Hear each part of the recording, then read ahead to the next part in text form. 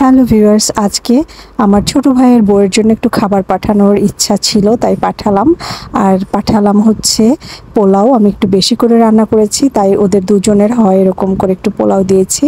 আর একটা তেলাপিয়া মাছ দিয়ে দিলাম। আমি তেলাপিয়া মাছগুলো এরকম করে রান্না করতে ভাল লাগে, আমার খেতেও ভাল লাগে পোলাওর সঙ্গে। তো মাছগুলো আগে ভেজে নিয়েছিলাম, পরে মশলা কষায়ে ওটা কিছুক্ষণ রান্না করে একেবারে ঝোলটা শুকিয়ে এরকম করে রান্না করেছি। একটা মাছ দিয়েছি, হয়ে যাবে ওদের দুজনের জন্য। আর পটল ভাজি করেছি, মানে পটলের জাস্ট উপরের খোসাটা ছিলে, শক্ত খোসাটা কিন্তু আছে, মানে ছুরি দিয়ে আঁচড়িয়ে পরে পেঁয়াজ দিয়ে একটু ভাজি করেছি। পটলের এই ভাজিটাও আমার পোলাওর সাথে খেতে অনেক ভাল লাগে, তাই একটু পটল ভাজিও দিয়ে দিলাম সঙ্গে। আর ওর ফেভারিট মাংসটা দিয়েছি। আর এই মাংসটা কিন্তু মানে ঝোল ছাড়াই একটু কষা কষা করে রান্না করেছি। আর এই মাংসটা আমি জানি এটা ওর অনেক পছন্দের একটা মাংস।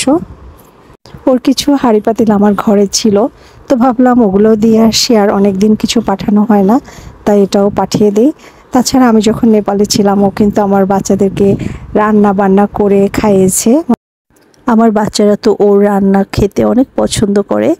আরেকটা তরকারি পাঠিয়েছি, এটা হচ্ছে কাকিলা মাছ বা থুড়ে মাছ বলে, আলু দিয়ে হাতে মেখে। এই রেসিপিটা আমার ভাল লাগে খেতে, তো এটা একটু পাঠিয়ে দিলাম। যাই হোক, সব কিছু মিলিয়ে এটাই ছিল আজকের ব্লগ। কেমন লাগলো জানাবেন। বিদায় নিচ্ছি, টাটা।